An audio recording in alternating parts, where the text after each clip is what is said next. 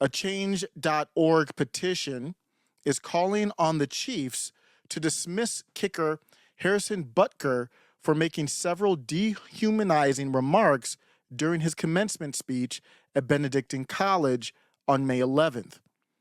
Here's a clip of what he had to say that caused all the hubbub. Very, very controversial. Hang on to your seats. I hope you're sitting down. Here's the really controversial statements. You won't believe what he said. Man, these are scary comments right here. I think it is you, the women, who have had the most diabolical lies told to you. How many of you are sitting here now, about to cross this stage, and are thinking about all the promotions and titles you are going to get in your career? Some of you may go on to lead successful careers in the world, but I would venture to guess that the majority of you are most excited about your marriage and the children you will bring into this world.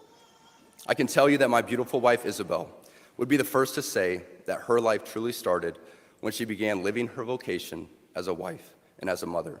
By making it to this moment through all the adversity thrown your way from COVID, I hope you learned the important lessons. So then he got into the pandemic there. I just want to start with this piece here. Let me replay that so we can absorb what he said, especially if this is the first time you're hearing it. Let's absorb what he is really saying here. Barton Bella, who happens to be a woman, so let's hear what her perspective is here, says, I can't believe the NFL spoke out against what this guy said. He said nothing against women. In fact, he was very, very inclusive. And let's bring this clip back. He was actually, if you listen to the full speech, he got emotional at one point. And when I first heard it, I was like, man, this is really good. I didn't even think about where our culture is. Brett Dasavec of Pop Culture Crisis, friend of the show, he tweeted, this is kind of unrelated, but it's all related to, the whole downfall of our country is related to this speech right here. And even just this clip. Brett Dasavec said he was watching, I forget which movie from like 2009 it was. And he was like, damn, we used to be a country. And my reply was, if you were isolated from society for 20 years and you had no access to what was going on other than you were in a dungeon watching movies, you would be wondering what the hell happened. You even if you couldn't see the light of day, no internet, you would be able to see it through our culture and our art that something terribly went wrong. Let's bring this back. This is the clip. I mean, he talks about pandemic and other stuff, but this is a clip that got women upset. Not friend of the show, Barton Bella. She was able to think through this logically, and I will acknowledge it's easier for us who might align closer with where he is to absorb it. But let's break down this little clip here. I think it is you, the women. So the first part is that if you are, this feminist problem is really bubbling up. And the first part of it is you have women who don't think a man has a right to address them. And you can have whatever opinion you want, but he has the right to address whoever he wants. I don't care if it's the blacks, the Asians, the Mexicans, the whites, the women's, the talls, the shorts, the fats, the MAGA, the Joe Biden bootlickers, the MAGA bootlickers, the Trump bootlickers, the RFK bootlickers. I don't care who it is. I mean, cut out a segment of the illegals. I don't care what segment of our society is, but let's talk about women. Men absolutely have a right to address you. You don't have to like it, but he has a right to address you. Yeah, he might lose his job over this. Can you believe that? It's not like he was even up here trying to denigrate women or anything of the sort. That's really the root of the problem here, is that he got up as a man and wanted to address specifically women. That's the root of this problem of this part of the clip. If he had not specifically addressed women, it would have never been a problem.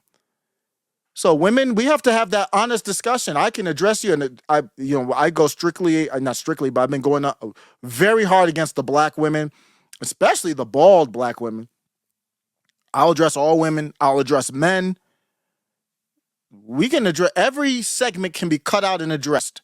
So he said, I think it is you, the women. He's talking to women, yeah. Walk out if you need to, but that's not. He's at, I believe it's Catholic. He's at a private Catholic school. Understand his audience. If you're in New York and you're just the liberal type that's going to open up your bra for a portal to Dubai, or not Dubai, to Dublin, then you won't understand this speech, and it's not really for you. So don't get your panties all in a bunch. I think it is you, the women, who have had the most diabolical lies told to you. How many of you are sitting here now? Let's stop about it to cross again. this stage? Man, this was really well written. I wonder if did he write this? This was really crafted to where his words were very precise here. So he says, I think it is you, the women. That was the first problem. The second problem for the women. I think it is you, the women, who have had the most diabolical lies told to you. That was the part that hurt. That hurt. So he came in with, let me talk to the women specifically. You don't hear that much nowadays, do you? I've said a lot of what's happening in our country is a downfall, is the cuckization. I'm trying to create a word here. White males have been cucked, and it has to stop. It absolutely has to stop. And he's trying to stop it. And when I say it has to stop, it's not in a disrespectful way. We will still have jokes. Don't get it twisted. Jokes will happen. We're not going to live life without laughing, and it'll come at whatever expense. As long as I think you're equal opportunity, and even if you're not, it doesn't matter. Jokester, I don't got no problem with you. But he's not joking. He's being dead serious here. And he's saying, you've been told diabolical lies, very strong verbiage. And we don't have trust in our country. Our cultures are completely different and fractured. We need a portal, not from New York to Dublin. We need a portal from New York to rural Nebraska. That's where we need a portal. Well, who's bringing in a portal to, and if you don't know, this is the story where it's actually a very cool concept. But why do I need to be in New York to see people in another country, however many thousand miles away? Why does that need to happen? We need a portal between our urban and rural areas. If we need a portal anywhere, I know there's not many people. You might watch a cow eating grass, but it just figuratively, from a philosophical standpoint, that's where we need the portal. That's where the divide is coming. They're trying to connect a liberal New York to another liberal city somewhere else. That's globalization. We need a portal from the suburbs to the city. That would be better. But so you could watch women get yoked out by bums and wonder why they're still in the city. But maybe that's why they don't want the portal anymore. Maybe it had nothing to do with the nungas that she showed. There was an OnlyFans woman who walked up to the portal to Dublin, I believe it's where the portal is. Who cares? Whatever country, thousands of miles away. Whatever. She walked up to it and showed her melons.